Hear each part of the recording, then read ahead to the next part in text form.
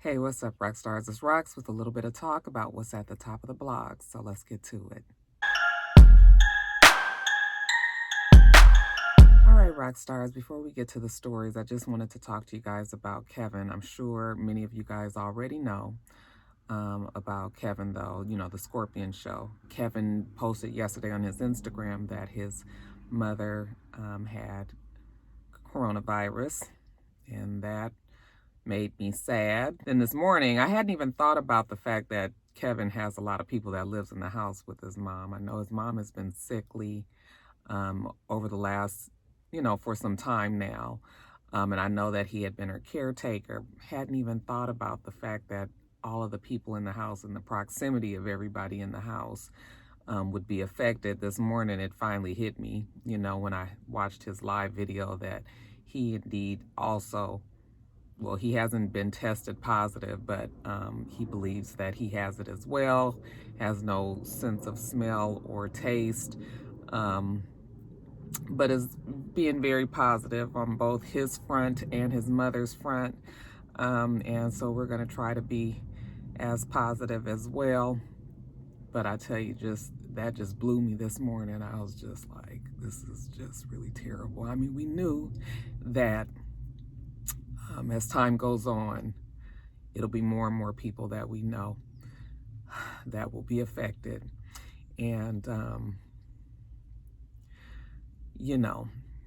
it's just really starting to hit home and just really sad. I had a cousin and his wife who had the, the virus, and they both recovered.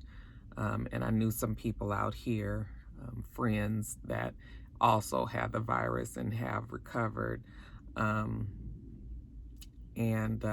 there's no reason why Kevin and his mom and maybe others in his family can recover as well. But it does make the day hard to start off on this video because of that. We know and love Kevin. He's been a good person to me. And so I'm just going to pray that, that they make it through this and that his mom will be home. She's in the hospital right now. Man, it is a tough time right now. I haven't spoken to Kevin. I'll be sending him a message today. I'm sure his phone has been on fire. But, we just need to pray for him and his mom and his family and many others. I'm sure there's many of you guys who have been affected, if not directly, then indirectly. So we'll just send one up for everybody that's going through this right now. Okay, let me get myself together and we'll get on with the rest of the video. Okay, you guys, first story up in politics. So your boy Bernie Sanders looks like he has dropped out of the race. We knew that it was coming. I'm sure all of his followers and supporters did not want to see this day happen. He had such great momentum at the beginning and I think he won the Iowa caucus and New Hampshire. I mean,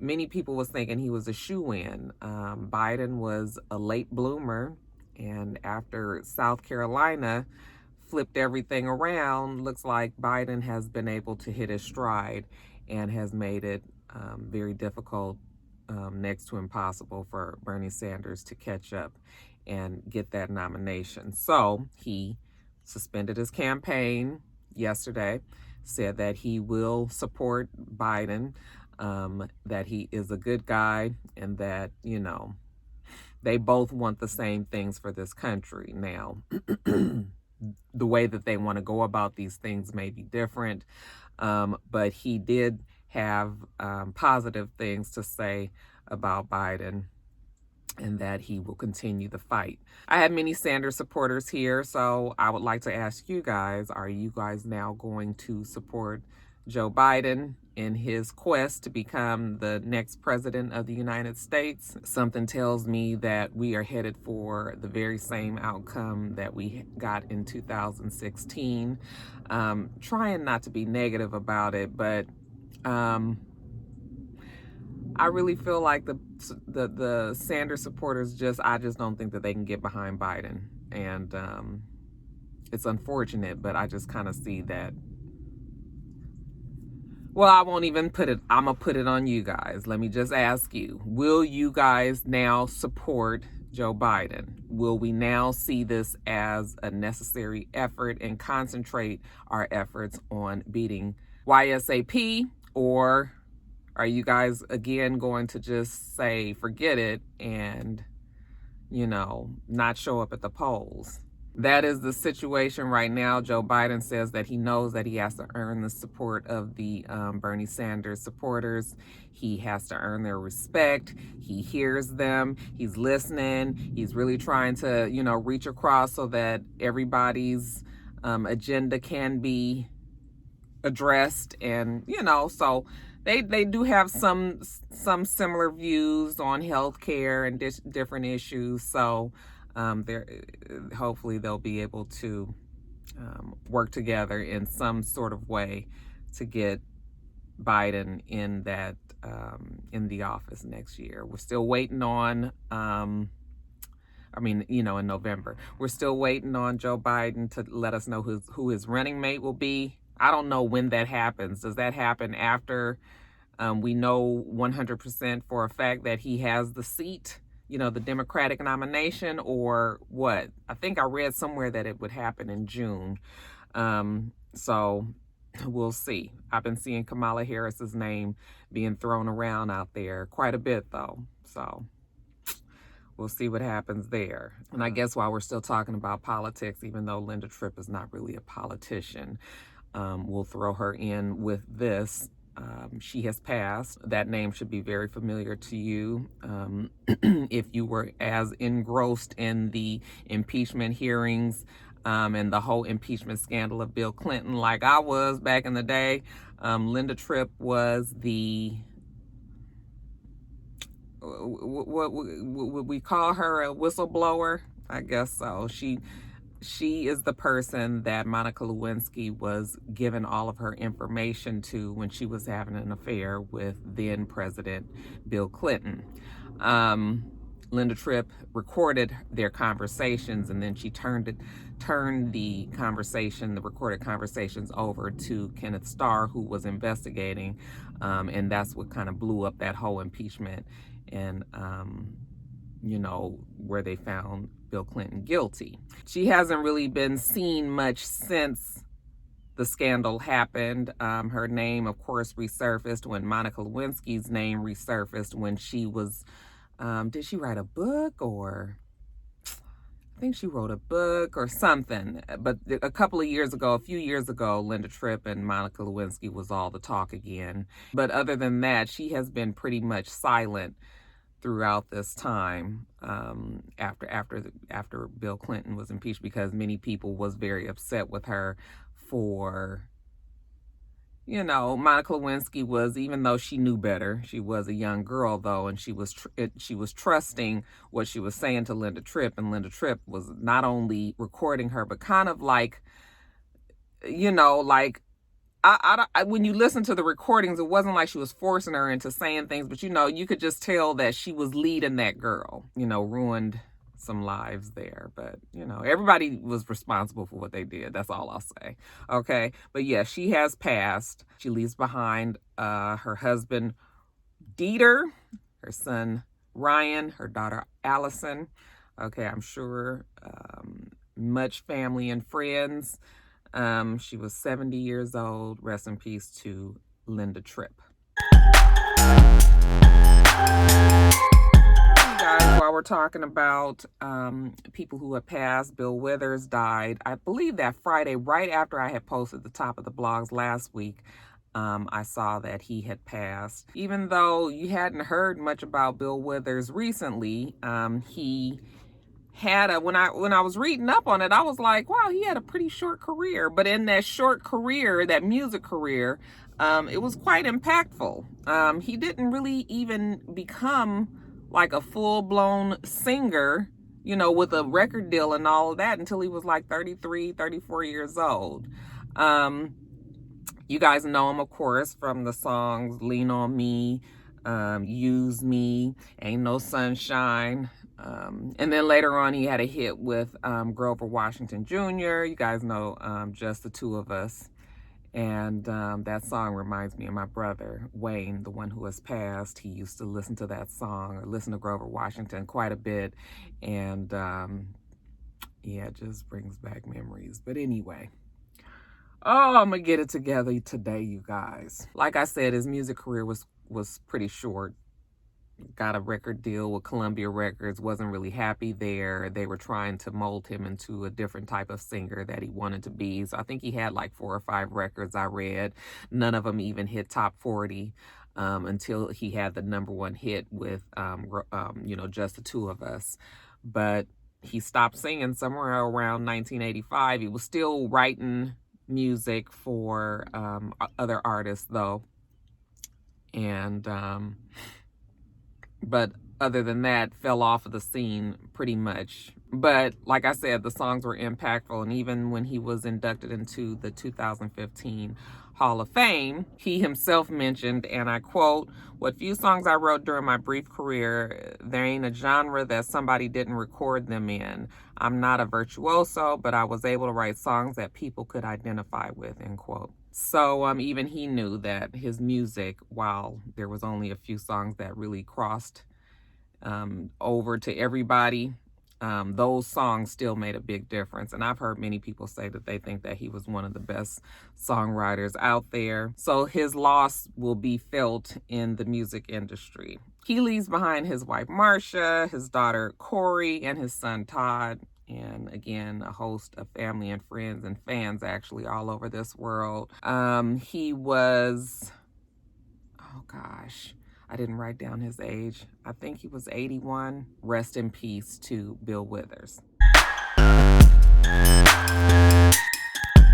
Another strange story, Sheree Whitfield. So somebody left in my comments that Sheree Whitfield's mother had been missing. And they sent me an article that was in the AJC that went on to say that Sheree Whitfield's mother, Thelma Ferguson, had left on March 23rd to go to the bank and never to return home. The family was aware and I guess had been cooperating with, the police, but she still hasn't been found. Okay, nobody knew where she was. And that story in and of itself is a little strange. And of course, it would be alarming if we knew that we had a loved one that had been missing for some weeks now. Okay, but what makes the story even stranger is Sheree Whitfield on her Instagram, her social media, she never mentioned it. I actually went onto her social media Instagram yesterday and went back to around March 23rd, and she had posted quite a few videos and TikTok videos and other posts, and absolutely no mention of her mother. As a matter of fact, kind of having a good time. So I was like, this is weird. Like, because we remember seeing her mother on the show every now and then. Even the last season that Sheree was on the show, she had that big birthday party for her mother. You remember that? So I was just like, how do you just not mention? I mean, I understand how you don't want people to be in your business and you just trying to deal with what's what. It would be less strange if she just hadn't been posting anything, but for her to still be going on with her life, I was like, something's weird about this story. Well, last night after the AJC posted that, then she ended up posting on her Instagram that yes, her mother had been missing since March 23rd, that her mother has a certain habit of disappearing and not telling the family. So I guess originally they were hoping that this was just another one of those times. They respect the fact that I guess the mom every now and then got to get away and doesn't really tell family or friends. She just sort of disappears for some time. However, this time she's been gone longer than they normally are used to her being gone. So she, has been cooperating with the police, like I said, but that's why she hadn't said anything up until now, because I guess they were hoping that the mom was just, I don't know where the mom could be going right now with the, travel being restricted, the virus going around, you know, unless she's just with other people. I don't know. But just the way that Sheree was being in her post, and then just the post before that where there was absolutely no mention, no you know, cause of concern or anything from March 20th, you know, 20th-ish on down, you know, it just feels like it's more to the story that we not really getting. I'm really hoping that her mom is okay, though. But like I said, you definitely can't travel. You cannot go on vacation right now. I mean, I guess you could, but they are seriously asking you not to do that. So I don't know. I just feel like we're going to get more of this story eventually. So we'll kind of just have to keep our eye on it. But yeah, hopefully y'all shoot up another prayer for Miss Ferguson, and hopefully she makes it back home to her family safe. Ayanna Mayweather. Okay, you guys know her as Yaya Mayweather. That is Floyd Mayweather's daughter. I think she's 20, 21, 22, somewhere in there. You guys saw the story last week on Saturday. She had a confrontation with her boyfriend, NBA Youngboy. Okay. Is it NBA or is it, no, it's YFN, it's NBA, it's NBA, all these letters. What does NBA stand for, you guys? She went over to NBA Youngboy's house. His baby mama was there. She wanted the girl to leave. The girl refused to leave. I believe security put Yaya out of the home. She was able to sneak back into the home. A confrontation then ensued with baby mama. The baby mama's name is LaPatra Jacobs. Okay. Got in a confrontation with LaPatra, picked up a couple of knives in the kitchen, and when LaPatra was talking to her saying she wasn't going, Yaya charged her and stabbed her twice. Okay. From what I understand, stabbed her pretty bad in her arms. And as probably, the girl probably was, you know, like defense wounds or whatever. But they say that it was bad enough for the girl to be in critical condition. I was looking up all this morning trying to find out how the girl is, and you don't really see much about it. So I don't really know. The last I had heard was that she was in critical condition and that she was going to have some surgery. But anyway, Yaya was then arrested. Okay, and they charged her with felony aggravated assault with a deadly weapon. And yeah, she was in jail. Thought she was going to be in there for the weekend, but that's not how it works, I guess, for rich people. You know, she was given bail $30,000 and she was out. Okay, and just within a few hours she was back at her man's house. Okay, sans baby mama. So I guess what she went, you know, she was able to be successful in what she did. You guys, what the fuck is wrong with these kids? What is wrong with these kids, you guys? I just you know, of course we saw when she made it back to his house, he was on his IG live or one of his social media, his live feeds, where he is going on and on about his wife. You know, I was like, are they engaged? I don't know if that's, he just calling her that or what, but his wife this and he take care of this and, you know, not her bitch ass daddy. I was like, uh-oh, you know, she's in the background looking,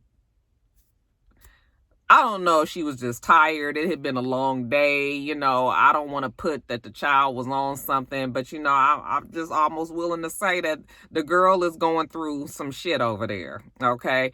If that was my child and I had to see her in the video in the background, you know, distant eyes, hair fucked up.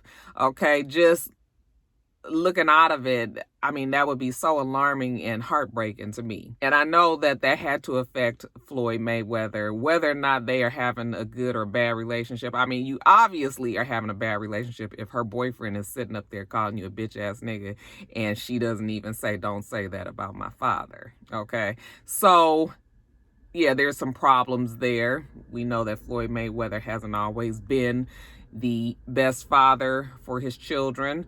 I guess as he's gotten older and, you know, his children have gotten older, he's tried to fix their relationship that he has with them.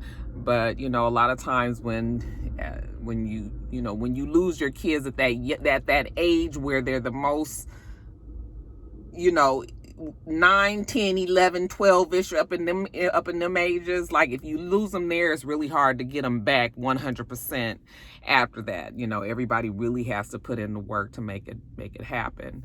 And you know, remember when he was beating the baby mamas and all that, and the kids was all involved and all. So, I mean, he's had some times with his children, yet and still, I still would hate to see my child. You know, I don't know what he can or can't do. She's an adult, you know, but that girl needs to be away from the NBA young boy. Okay, he's young himself, you know. It's all this money available, and it's just bad news. Now her life could definitely be ruined, or for quite some time, you know, if something bad happened to that girl. I mean, she could have killed that girl, you know. It looks like the girl is going to survive, but yeah, it's just, who wants to be going to jail? Okay, and looks like that may be in her future. And then she doesn't even have the support of her father, because it looks like her and Floyd are not speaking. He's removed all of her pictures off of his social media, which is childish. But he's now showing that he's concentrating his love and efforts on his boys. You know, he posted a video of him training one of his boys in the ring. But yeah, Floyd's been going through a lot. That family has been going through a lot, you know. His baby mother, the mother of the boys, she was found dead recently. And we still don't know what was the cause of death. They said it was no foul play, but between her dying and then his uncle recently dying, who was more like a father to him. You guys know he has like a strained relationship with his father. It's like the generational curse just kind of goes and goes and goes, you know. So his uncle passed, and now he's got his daughter, who, even if he has decided that he's not going to deal with her, you know, in the back of your mind, you got to know that you got a child that's facing some jail time, and, you know, that's out there, could possibly be doing some drugs and just be kind of out of it. Like, all of this is bad, you know, bad for the Mayweather family. So I really hope that that girl gets the help that she needs, whatever it is. Okay. The NBA young boy says that he is taking care of her and all of that. But, you know, when you have a child trying to take care of a child, y'all know how that goes. And then the NBA young boy seems like he's losing it. I was like, maybe somebody needs to take his phone, you know, as he goes off ranting and yelling and screaming. You know, he's gotten into it with Kodak Black, who's in jail, you know, and it's sort of, to me, like, why are you even getting into it with him? I mean, you got the one up on him just from the fact that you free, okay? But, you know, I ain't privy to all these beefs and shit. Y'all was talking to Joe about it, and Joe was like, no, Mom, they've been having beefs for years. Like, this has been going on. So, you know, fine. If they've been going on with having their beefs, you know, but that Kodak Black had him so pissed off because he said that he cooperated with the police and all that. I was just like, oh. So, you know, the NBA young boy was talking in some sort of afflicted language that I couldn't even understand, but you could tell he was mad. That story over there is a tragedy. And I think that story also has more that's going to end up happening from that. And we'll just have to see. But I hope Floyd can get a hold of his daughter. That girl needs some adult guidance right now. All right, you guys, I'm sorry. Nene and Wendy and Candy. And what is Nene going through? I just honestly have never seen Nene be out there this much talking.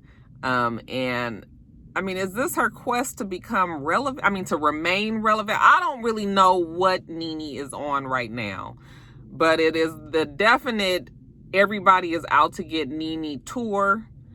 And I don't understand it. I don't understand it. I can't make heads or tails of it. I don't know what her MO is right now. First, let's talk about the situation with Wendy.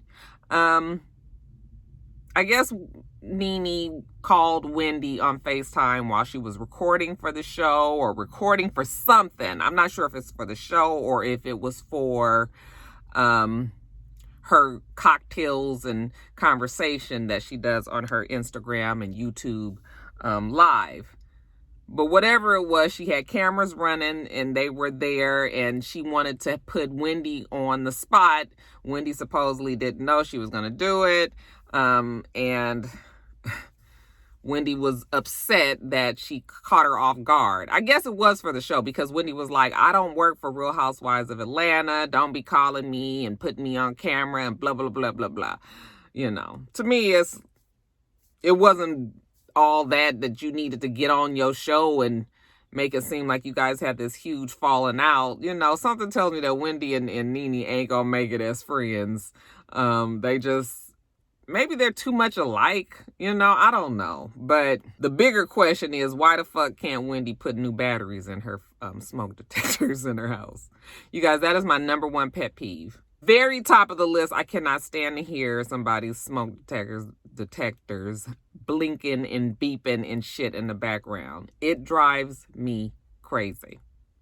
I just don't understand why we can't change these batteries. If you can't change the fucking, I mean, how much does a goddamn 9-volt cost? You know, even if you have high ceilings, I have high ceilings as well. Even though my smoke detectors aren't on the high ceiling. Well, actually, one of them is on a high ceiling, and I still manage to get the shit done. Either knock that motherfucker down or put a battery in there. I mean, how hard is it? You know, it just drives me absolutely crazy. So when she was actually talking about the Nene thing, I couldn't even concentrate on what the fuck she was talking about, because I kept hearing that beep in the background and it was echoing, and it was just like, oh. Yeah. Now, of course, Nene says she's not going to address that, because whenever she gets into it with her friends, she's not trying to take it to social media and all of that. So that was Nene's answer to that. Okay. Now I see last night Nene and Kandi were going back and forth, you know, because there was a live that Nene did a couple of weeks ago where she was very much talking about Kandi and the fact that Kandi has all of these shows on Bravo, and how some of the other housewives weren't able to get these shows, and, you know, she has an interesting enough family, and why couldn't she do this? I mean, it was clear she was talking about Kandi. She never said her name, but we knew that she was, okay? Because who else has gotten that many spinoffs? I mean, Portia had her baby, you know, thing, a couple of episodes, but it was clear it was Kandi. Yesterday, she did her little cocktails and conversations with Tamar Braxton, and she said that Kandi misunderstood and didn't realize, you know, that she wasn't talking about Kandi. You know, one of the things that Nene does, first of all, she says things and she means something else, okay? The whole comment about Kenya having a buffalo and her not talking about the baby, and her actually talking about Kenya. Okay, well, I mean, you can say that, but what you actually said is she's having a buffalo. Okay, now you're saying that you weren't talking about Kandi. You were just saying that, you know, Kandi can't stop you from getting a show and all of this, but it was like, but you very much was saying that Kandi was kind of stopping your bag and not allowing Bravo to, you know, Kandi actually came back out when she originally said this. Kandi came out and said she pitches her ideas to Bravo like anybody else. You know, she goes, you know, probably is always thinking about the way to make her some fucking money, and was just like, goes and be like, look, I got an idea. Okay, let me pitch it to you. And if Bravo says, okay, then that's what happens. That's not on Kandi, you know? But I just feel like Nene says things and then she just draws it back, or says that it was a misunderstanding, or that's not what she meant, and all of that. And, you know, maybe you should just be quiet. Maybe you should just be quiet. So Kandi did try to readdress it last night, posted exactly what Nene said, and it was clear she was talking about Kandi. So, you know, she's saying that it'll be addressed at the reunion. Last time that I was talking about the reunion, I didn't know that they actually were going to do a virtual reunion. You know, it's going to be a video Zoom type of reunion, which actually can work. Like, I watched Jimmy Kimmel, and I think Jimmy Kimmel has a very smooth little platform of these virtual interviews and things like that, and making sure it all goes well. So I'm sure Bravo will do that as well, and it'll turn out to be okay. But I guess they're going to address, like, I just really trying to figure out what is Nene going through for her to,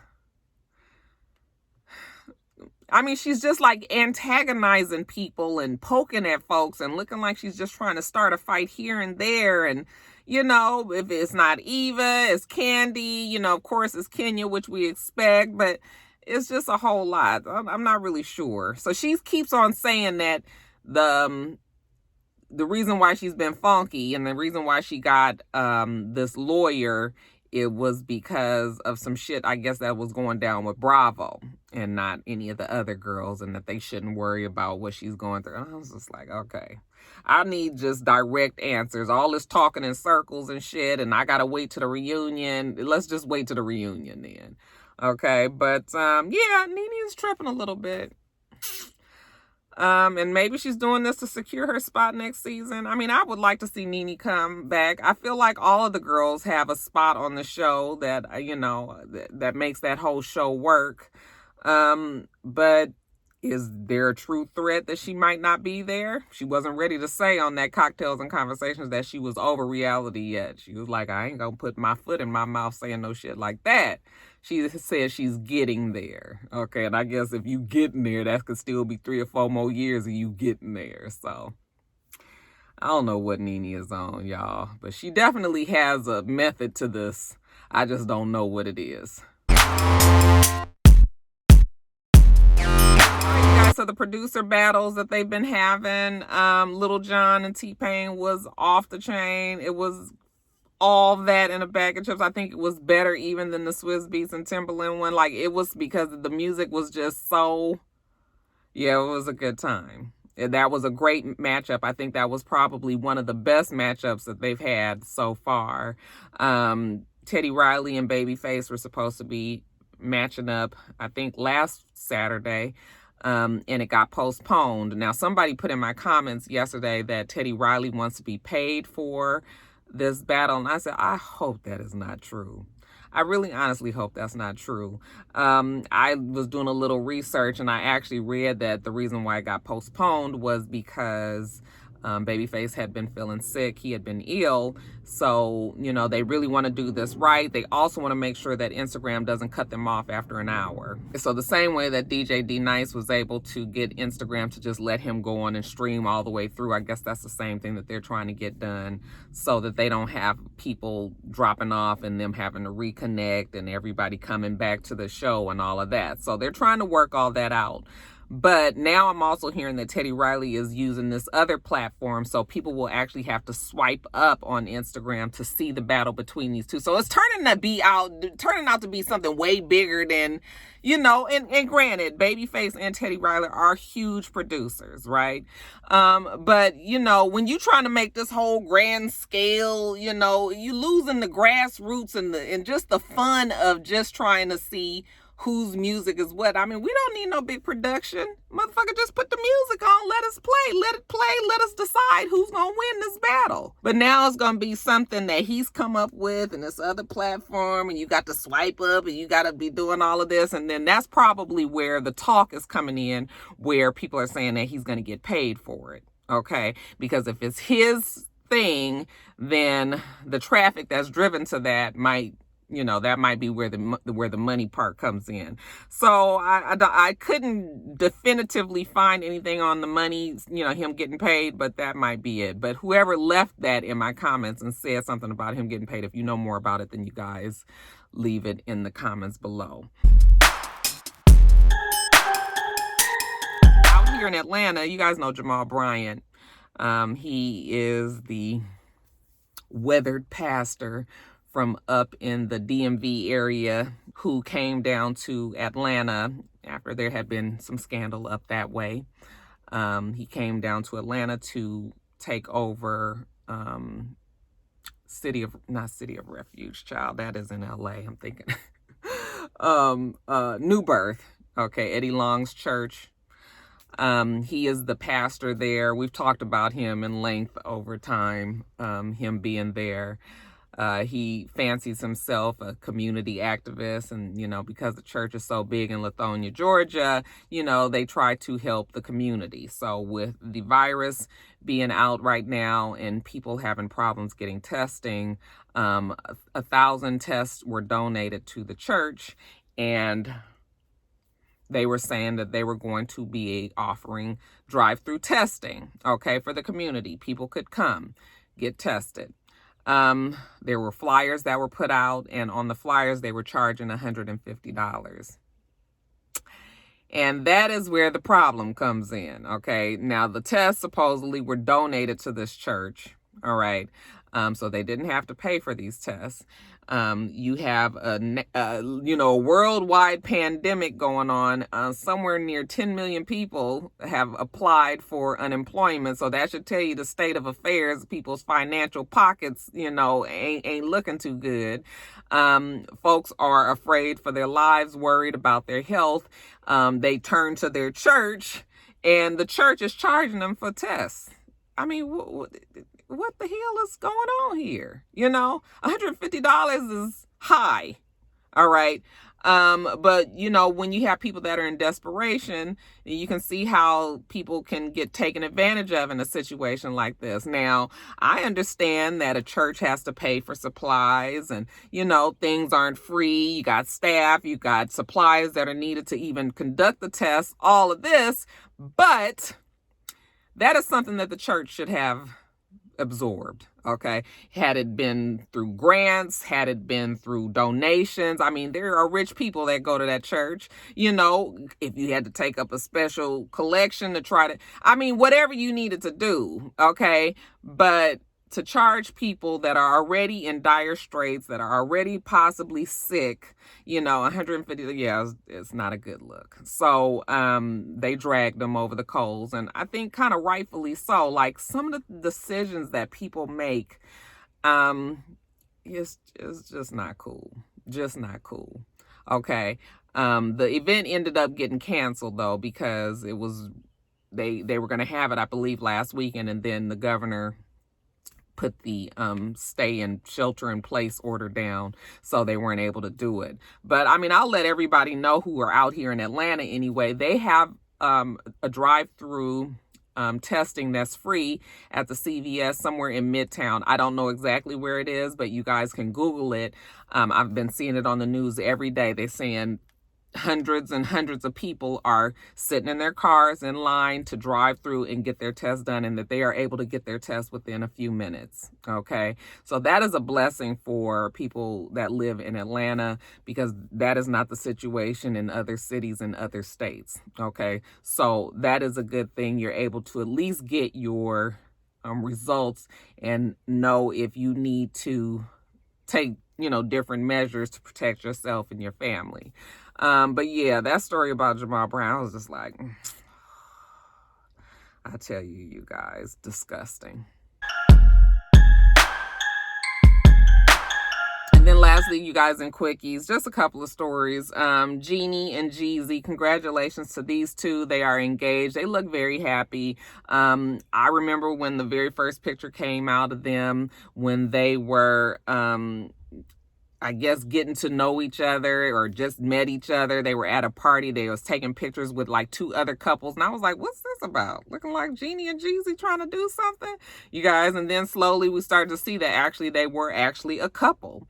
And isn't it something how a person can be one way and then they get with a woman that kind of just changes their whole little outlook? Like, I don't really know what Jeezy was doing, but fuck, we used to call him the snowman, right?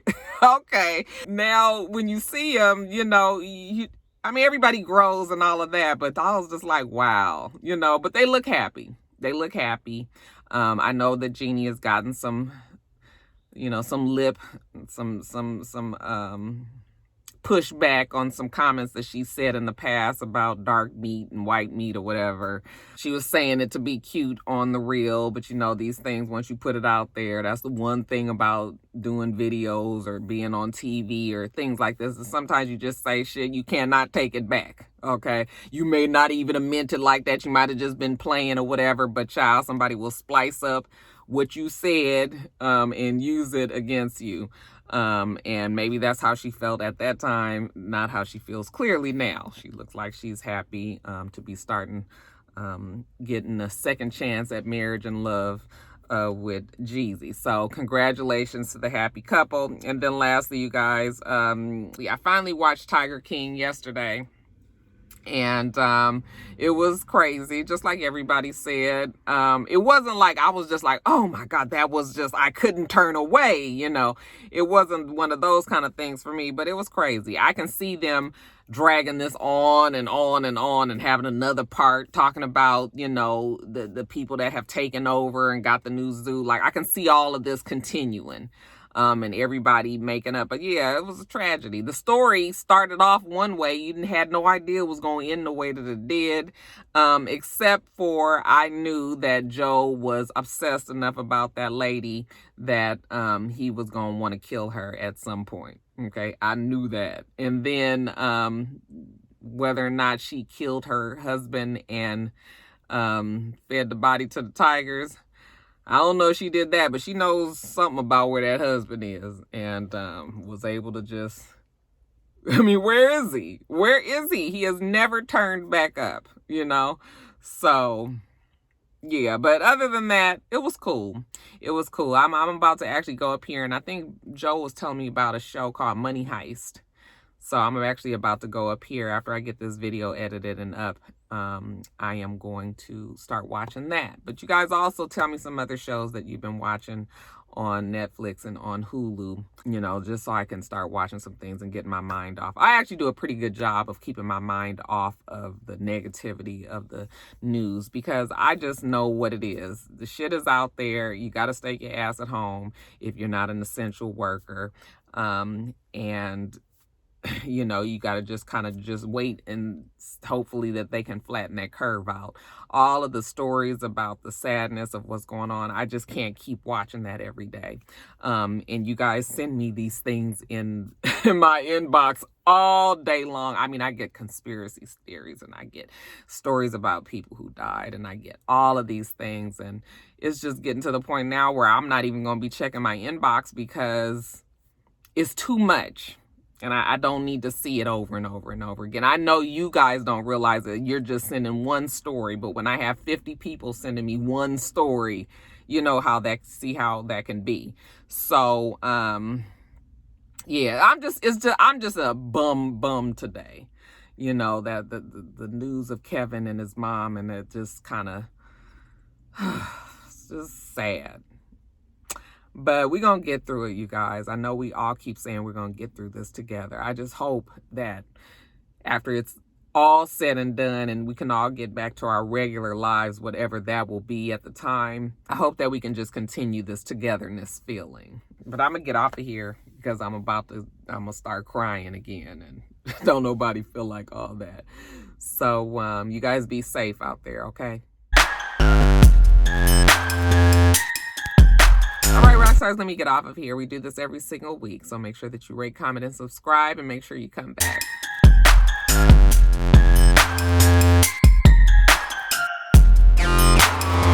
Until next time, rock stars. Bye.